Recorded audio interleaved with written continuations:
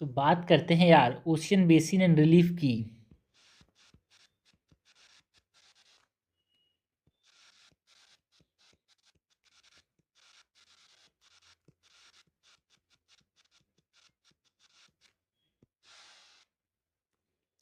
Ocean basin and relief के अंदर सबसे पहले तो हम बात करेंगे कि देखो भाई ओशियन ऑक्यूपाई क्या करता है कि जो आउटर क्रस्ट है उसका एक इम्पॉर्टेंट एक लार्ज डिप्रेशन के फॉर्म में है ना, यहाँ पे ये इसको ऑक्यूपाई करता है और इसमें सीज आते हैं, बेस आते हैं, गल्फ आते हैं, उधर इनलेट्स आते हैं। So oceans occupy large depressions on the Earth's outer layer, include seas, bays, gulfs, and other inlets. So oceans occupy large depressions and formation की बात करें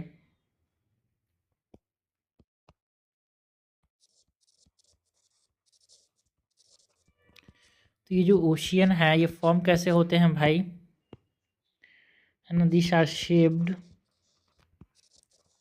bye tectonic volcanic and depositional process।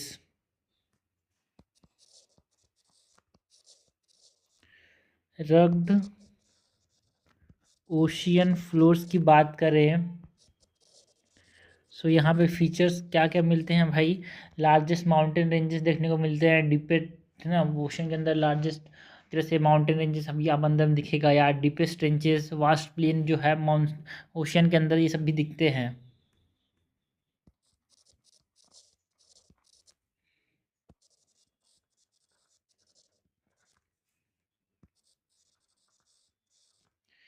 Ranges, deepest trenches and vast plains. Okay, continental margins की बात करें तो continental margin में ये suppose करो ये कॉन्टिनेंट है, यहाँ पे ये मार्जिन है, तो यहाँ पे हम क्या क्या चीज़ देखने को मिल सकती है भाई, कॉन्टिनेंटल स्लोप्स देखने को मिल सकता है ना। जो शुरुआती स्टेज में इस प्रकार से रहेगा ना कॉन्टिनेंटल स्लोप, यहाँ पे हमारे पास इस तरह से इरेगुलर जो मिलते हैं उसको हम सबमरीन कैनियंस बोलते हैं।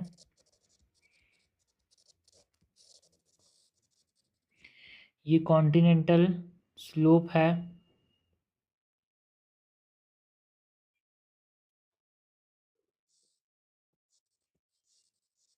कॉन्टिनेंटल राइज है ये,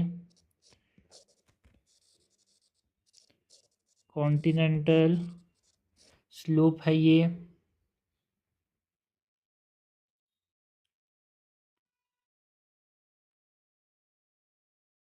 ओके, तो ये हमने जनरल एक मार्जिन की बात की, कॉन्टिनेंटल मार्जिन कैसे होता है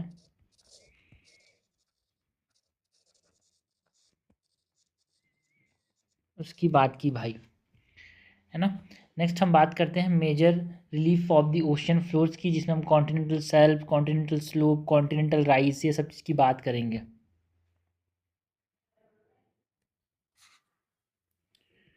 ये क्या है, continental shelf,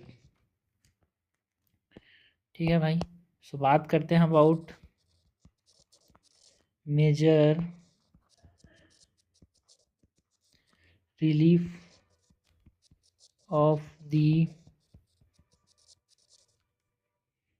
ocean floors.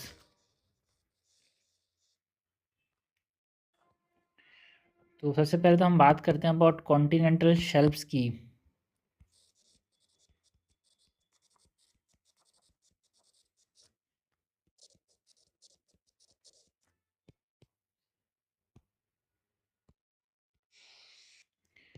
Continental shelfs जो हैं ये एक्सटेंडेड मार्जिन होते हैं यार कॉन्टिनेंट के, जो कि सबमर्ज्ड होते हैं सी के अंदर, गल्फ के अंदर। So this are extended margins of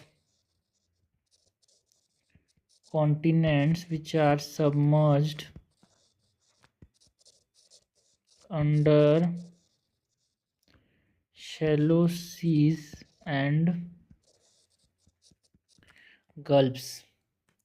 यानी जो कॉन्टिनेंटल शेल्फ्स होते हैं, दिस आर दी शैलोएस्ट पार्ट, ठीक है ना, सबसे कम गहरे पार्ट होते हैं, इनका ग्रेडियंट 1 डिग्री से भी कम होता है।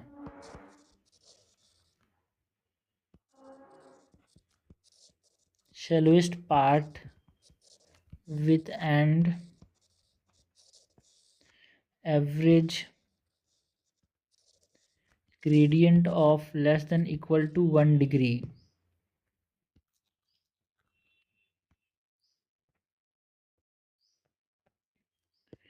एंड ये एंड कहाँ पे करते हैं? And at a steep slope, जिसको हम शेल्फ ब्रेक कहते हैं। देखो भाई, ये जो था एक जो कॉन्टिनेंटल शेल्फ्स था वो एक स्टीप स्लोप में यहाँ पे ब्रेक करते हैं। इसको हम क्या बोले यहाँ पे? ये स्लोप यहाँ पे जो है ना, स्टीप स्लोप से यहाँ पे ब्रेक करते हैं, इसको बोलते हैं शेल्फ ब्रेक।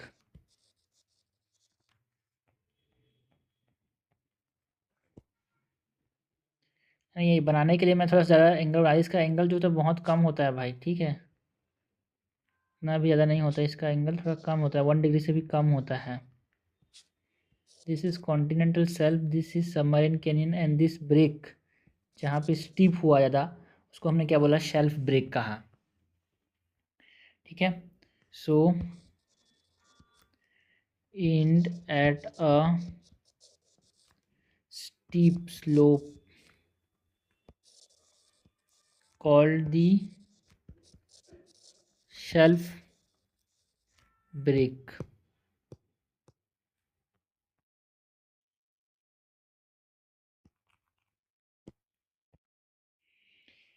नाउ डेप्थ की बात करते हैं, सेडिमेंट की बात करते हैं, विड्थ की बात करते हैं भाई।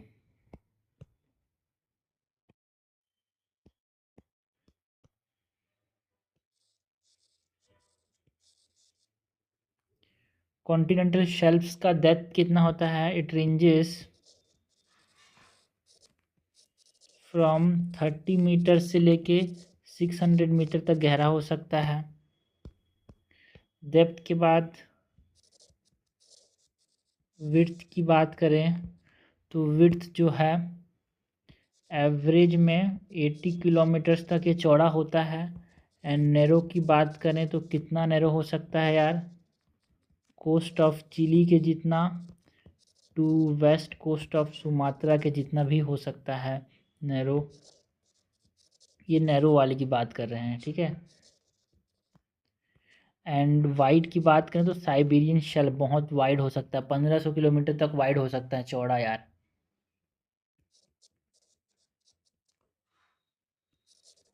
साइबेरियन शेल्फ्स जो होते हैं बहुत चौड़े होते हैं, अराउंड 1500 किलोमीटर तक चौड़े होते हैं। हमने बात की विड्थ की, डेप्थ की। नेक्स्ट हम बात करेंगे अबाउट सेडिमेंट्स की। जो कॉन्टिनेंटल शेल्फ्स हैं यहाँ पे सेडिमेंट्स की अगर हम बात करें तो किस प्रकार के सेडिमेंट्स देखने को मिलते हैं? डिपॉजिट कहाँ से लाते हैं भाई?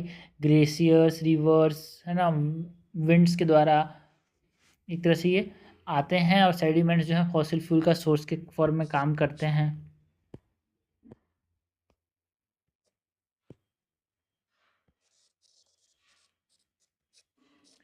Deposits from reverse, glaciers and winds, it provide fossil fuel source।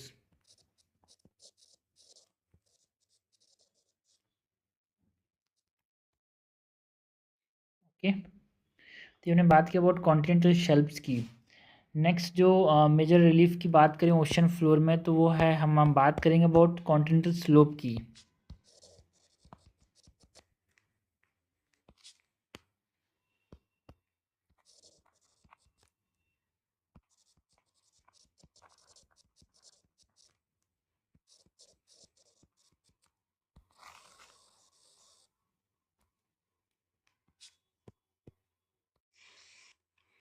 ठीक है, ये देखो, ये हमारे पास कॉन्टिनेंटल शेल्फ्स था, ये कॉन्टिनेंटल शेल्फ था, ये कॉन्टिनेंटल स्लोप है भाई, थोड़ा स्टीप होता है ये। ठीक है, ये कॉन्टिनेंटल स्लोप की बात कर रहे हैं। So continental slope is the steep slope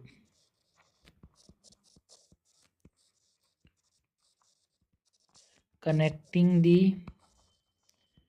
continental, यहाँ पे ये देखो भाई, ये क्या कर रहा है, जो कॉन्टिनेंटल शेल्फ है, ये जो कॉन्टिनेंटल स्लोप है, वो कॉन्टिनेंटल शेल्फ्स को ओशियन बेसिन के साथ जोड़ रहा है। ओशियन बेसिन है ये, उसके साथ जोड़ रहा है। सो ये कॉन्टिनेंटल स्लोप क्या होता है, it is a steep slope connecting the continental shelf to ocean basin. इसके ग्रेडियंट की बात करें तो ये थोड़ा सा स्टीप होता है, 2 to 5 डिग्री तक हो सकता है ये स्टीप। एंड डेप्थ की बात करें, ज़्यादा डेप्थ नहीं होता भाई इसमें, तो ज़्यादा डेप्थ तो होगा क्योंकि स्लोप से तो डेप्थ होगा, है ना। तो ये तो 200 से लेके 300,000 मीटर्स, मतलब 3,000 मीटर्स तक ये गहरा हो सकता है। एंड फीचर्स की बात करें तो इसमें कैनियंस एंड ट्रेंचेस जो हैं वो इस रीजन में देखने को मिलते हैं यार, कॉन्टिनेंटल स्लोप में। Canyons and trenches observed in these regions।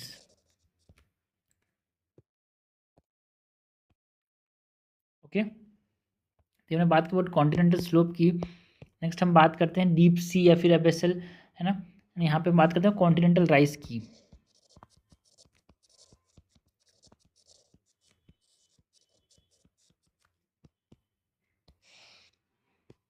Continental क्लाइस क्या, it is gentle sloping area जो कि base of the continental slope में देखने को मिलता है यार। ये कॉन्टिनेंटल राइज का एक जेंटल स्लोपिंग एरिया है जो कि कॉन्टिनेंटल स्लोप के बेस में देखने को मिलता है। Base of continental slope is called continental rise. जो कॉन्टिनेंटल राइज है, it is gentle sloping area found at the base of the continental slope, and this continental rise it form the transition, या ये transition बनाता है between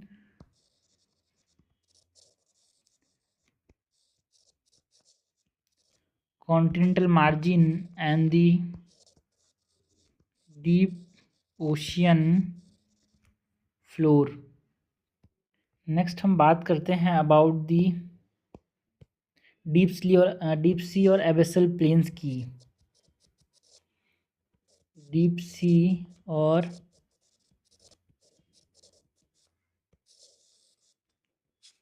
abyssal planes की बात करते हैं। जो डीप सी या फिर एबेसल प्लेन है, this are gently sloping flattest and smoothest areas of ocean basins. And इनके डेप्थ की बात करें,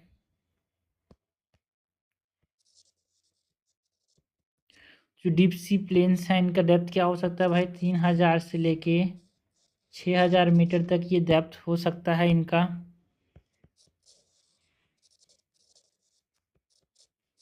सेडिमेंट्स की बात करें तो fine grained clay and silt देखने को मिलता है डीप सी या अबेसल प्लेन में। ओके, नेक्स्ट जो major relief features of the ocean floor की बात करें सो उसमें हम बात कर सकते हैं अबाउट दी ओशनिक डीप्स, जिसको हम ट्रेंचेस भी बोलते हैं, ओशनिक डीप्स या फिर ओशनिक ट्रेंचेस।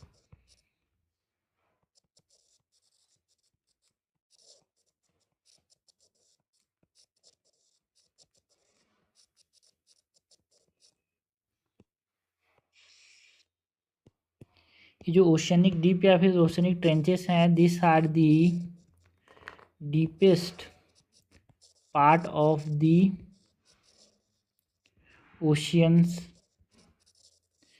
ये नैरो होते हैं एंड इनका स्टीप साइडेड बेसिन होता है भाई। जो बेसिन होता है ना वो बहुत स्टीप, उसके साइड जो होते हैं स्टीप होते हैं। एंड इसमें इसके हम डेप्थ की बात करें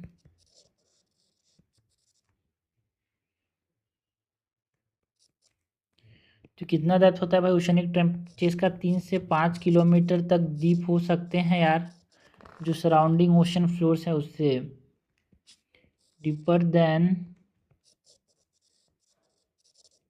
surrounding ocean floor. And location की बात करें तो जो ओशनिक डीप्स हैं वो हमको कहाँ पे देखने को मिलते हैं? This are found at the base of the continental slope यार। ये जो कॉन्टिनेंटल स्लोप है ना, इस कॉन्टिनेंटल स्लोप के बेस में यहाँ पे कहीं हमको ट्रेंचेस देखने को मिलते हैं, ओशनिक डीप्स देखने को मिलते हैं। सो लोकेशन की बात करें तो oceanic deeps are found at the basis of continental slopes and island arcs. These are the deepest part of the ocean and these are found at the bases of the continental slope. And तीसरा चीज significance,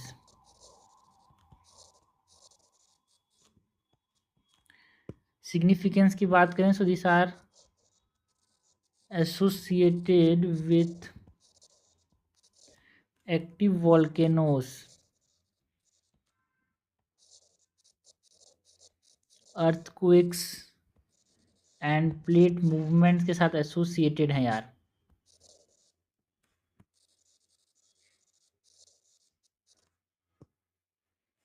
मतलब इस reason में active volcanoes होते हैं, earthquake दिखने को मिलता है एंड टेक्टोनिक मूवमेंट्स भी देखने को मिलते हैं जहाँ पे ओशनिक डिप्स या फिर ट्रेंचेस होते हैं। तो ये सारी the major relief feature, major मतलब इंपॉर्टेंट, मतलब ज़्यादा ज़्यादा कॉमन, ठीक है। मेजर रिलीफ फीचर में continental shelf, continental slope, continental rise, oceanic deep sea है ना, डीप सी या फिर एबेसल प्लेन्स की बात की भाई हमने, है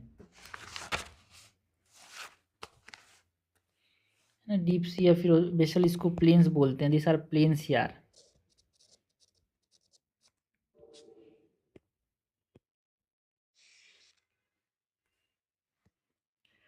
मेजर के बाद हम माइनर ओशन मतलब माइनर ओशन रिलीफ फीचर्स की बात करते हैं भाई।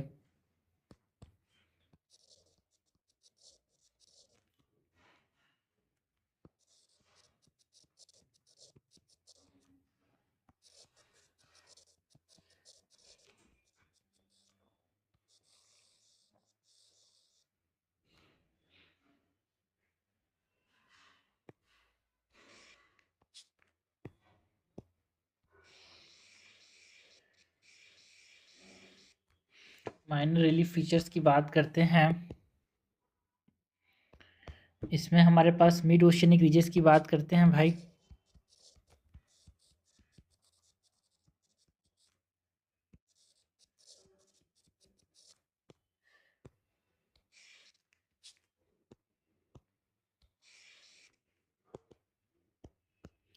मिड ओशियनिक रीजेस की बात करें सो टू माउंटेन्स चेन जो सेपरेट करते हैं एक लार्ज डिप्रेशन से, दो माउंटेन रेंज है उसके बीच में एक डिप्रेशन, उसको हम क्या बोल रहे हैं भाई? Mid oceanic ridges. So mid oceanic ridges क्या होते हैं? This are the two mountain chains separated by a large depression, and जो मिड ओशियनिक रीजेस हैं, रीजेस मतलब समझ रहे हो भाई, इस प्रकार से ऊंचा हुआ चीज़ है, ठीक है। मिड ओशियनिक रीजेस की बात करें, है ना, तो ये दो माउंटेन चेंजेस के बीच में एक लार्ज डिप्रेशन होता है, उसको बोलते हैं मिड ओशियनिक रीजेस, ठीक है। लाइक जो मिड अटलांटिक रीज है उसकी बात कर सकते हैं। So it can reach up to 2500 meters, some extend above sea level, and Iceland की बात करें, it is the part of the mid oceanic ridge और mid Atlantic ridge. Okay, next चीज हम बात करते हैं सबमराइन कैनियंस की। देखो भाई, है ना, ये जो रिफ्ट होता है माउंट समुद्र के अंदर, उसके बीच में से रीजेस होते हैं, यहाँ से वॉल्केनो बाहर आता है, तो इसको बोलते हैं मिड ओशियनिक रीजेस, बीच में रिफ्ट वैली। ओके, नेक्स्ट हम बात करते हैं सबमराइन कैनियन की।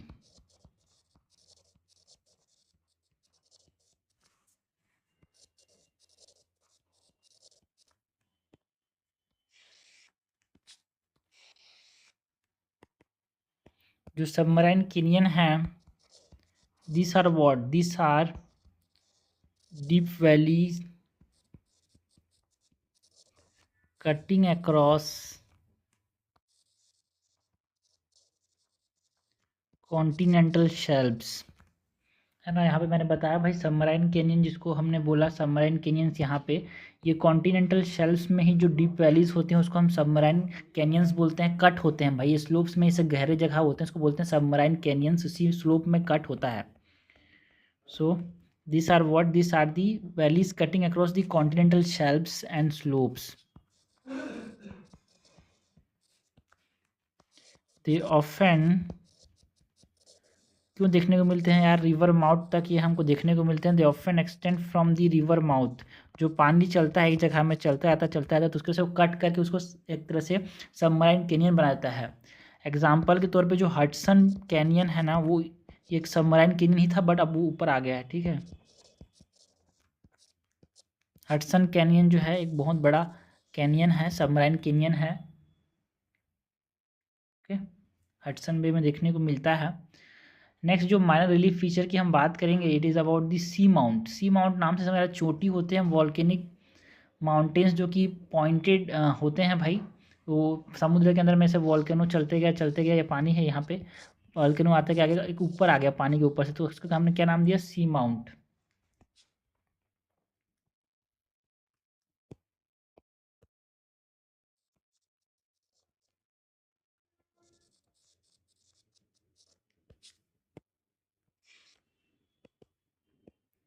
तो जो सी माउंट्स हैं, this are volcanic mountains with pointed summits that do not reach the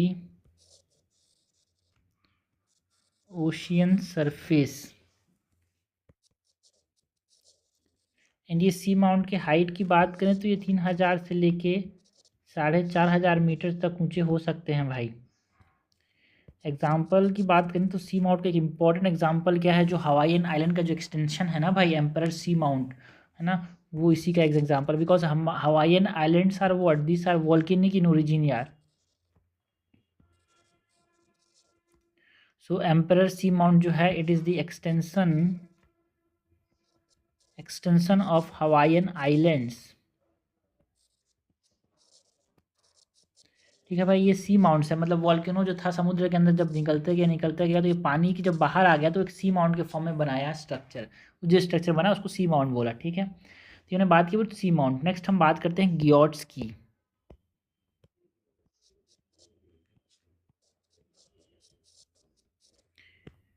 ग्योट्स, ग्योट्स क्या होते हैं भाई? This are the flat top sea mount. ठीक है, सी माउंट इस प्रकार से पानी के ऊपर आया सी माउंट, तो ये सी माउंट कहला है। लेकिन अगर फ्लैट टॉप है, मतलब इस प्रकार से फ्लैट टॉप है, तो उसको हमने क्या नाम दिया? गियोन्स। ठीक है, so this are flat top sea mounts and these are formed due to gradual subsidence of volcanic mountain। धीरे धीरे जब वो नीचे जाने लगता है तो इस तरह से फ्लैट बन जाता है। एंड इस प्रकार के अगर हम गियोट्स की बात करें, it is over 10,000 in number. यार पैसिफिक ओशन में बहुत ज़्यादा देखने को मिलेंगे ये, बिकॉज पैसिफिक ओशन के चारों तरफ यहाँ पे पैसिफिक रिंग ऑफ फायर देखने को मिलता है, उसकी वजह से यहाँ पे गियोट्स देखने को मिलते हैं।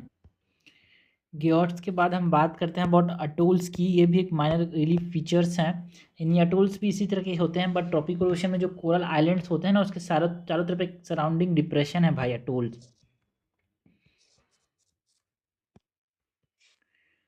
अटोल्स क्या होते हैं? ये कोरल आइलैंड है। सपोज करो ये कोरल आइलैंड है, कोरल की वजह से एक सपोज ये पानी के ऊपर में एक आइलैंड बना है, कोरल आइलैंड। इसके चारों तरफ एक डिप्रेशन जो है ना, इस डिप्रेशन को क्या नाम दिया है? अटोल्स नाम दिया है। इसमें फ्रेश, ब्रैकिश या फिर सैलिन वाटर हो सकता है। So atolls are coral islands in tropical oceans की बात करें, सराउंडिंग अ सेंट्रल डिप्रेशन, या फिर लगून के चारों तरफ एक लगून है। सेंट्रल डिप्रेशन से चारों तरफ यहाँ पे क्या होते हैं? ये कोरल आइलैंड्स होते हैं यार, इसको हम क्या बोलते हैं? अटोल्स। ये डिप्रेशन या फिर लगून है, इसके चारों तरफ जो कोरल आइलैंड्स होते हैं उसको हम क्या बोलते हैं? अटोल्स बोलते हैं। एंड ये जो बीच का जो ये है ना, इसके फीचर्स की बात करें, it may enclose fresh, brackish और सलाइन वाटर। ओके, तो ये हमने बात की अबाउट माइनर रिलीफ फीचर्स की, हमने बात की about the major relief features की, है ना। And ocean basin and relief feature में ये इंपॉर्टेंट टॉपिक है भाई, क्वेश्चन आते हैं यहाँ से।